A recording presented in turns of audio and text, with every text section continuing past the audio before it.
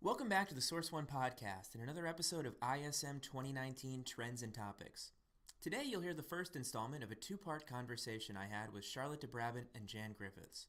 Charlotte was last year's winner of ISM's Megawatt Rising Star Award and now serves on its Thought Leadership Council. She discusses some key milestones in her professional journey and provides a millennial's perspective on procurement's talent question. Jan, the founder and president of Gravitas Detroit, joins her in advocating for a more purpose-driven, human-centric style of leadership. Together, they examine what business leaders are doing right, where they can stand to improve, and how they can best empower the next generation. Enjoy. So Charlotte, before we jump into the question of recruiting and retaining the next generation of procurement talent, I wanted to get a few questions about your background. In the spirit of ISM 2019's theme, Spark, I'm hoping you can speak to the initial spark in your career. When did you know you were in the right place? Absolutely. Procurement and supply chain have really followed me for the past decade. And I had a lot of different industry experience over the years. I felt the real spark last year at ISM. Last year, I was very, very humbled to win the Megawatt prize for supply chain. And me, amongst the other 30 winners, were picked because of our projects, because of our thinking, and I was able to also give and inspire other procurement professionals with what I have learned in my journey. So it's a matter of being inspired to inspire. So obviously you've become something of a role model for a new generation of supply management professionals. I'm wondering, do you credit any of your success to mentors? Have professionals from past generations help you capitalize on some of those early wins? For sure. I mean, it really started with my dad being the mentor of my career. Back when I was 10 years old, he came home after work one day. I come from a medical family, and he gave me this big piece of paper, and I had to draw out my next 10 years and how my path will be within the next 10 years. And he just helped me to write down all my dreams, all my ambitions, put everything on a paper, and afterwards he just stuck it on my wall next to my bed. And I was able to visualize and look at my goals and dreams and ambitions every night before I went to bed. And I think that's really when it started, him being the sort of mentor, guiding me, supporting me in finding my purpose. Believe it or not, I actually managed to complete all of these goals after these 10 years. And then I started with my university, then, starting my whole career in procurement. And 10 years later, I got inspired by some very, very incredible leaders that also sponsored me to receive this 30 Under 30 award. They are the definition for me of a true leader. And that's somebody who finds talents and pushes them so much that they're even better than themselves. And that's a leader that I am aspiring to be. I would like to inspire our young talents out there, our next generation, because as we know, by 2020, the millennials are actually going to make up the global workforce.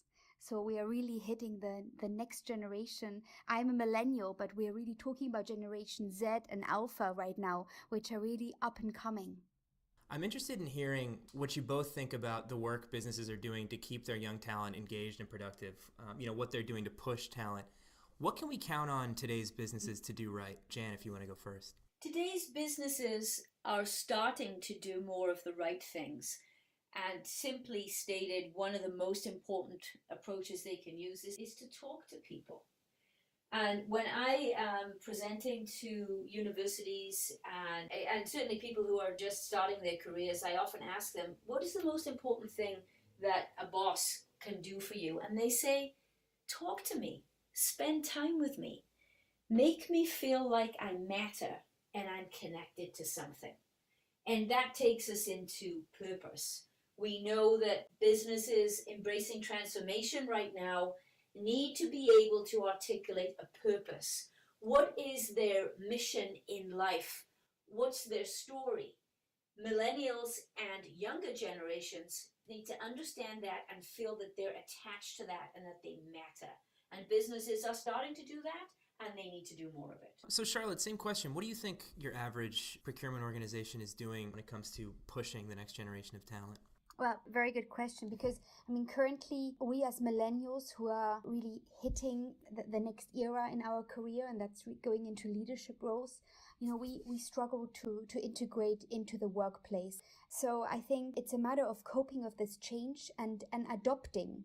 You can really summarize it in 4 different areas.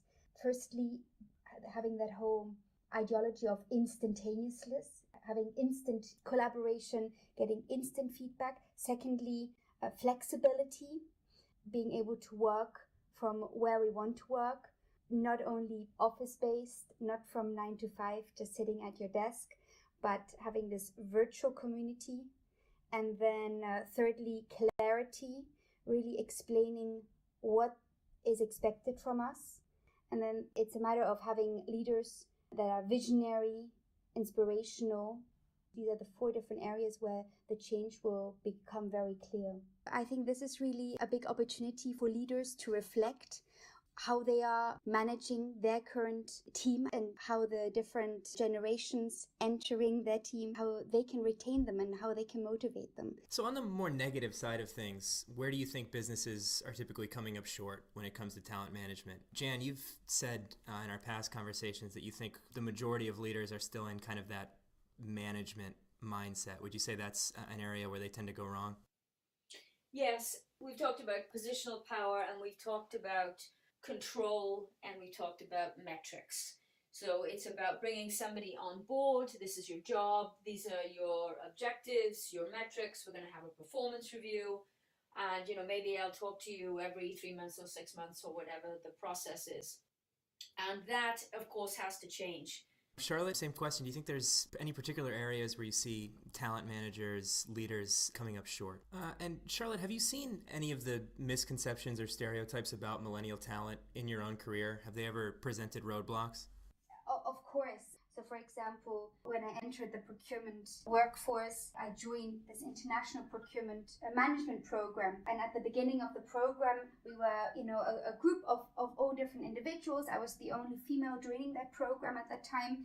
And everybody was given a certain assignment. The car production would include a morning, night shift, afternoon shift. It was really heavy machinery, to be touching. But I also wanted to get that experience because I believe in order to understand the production, in order to not only get an understanding but also be acknowledged.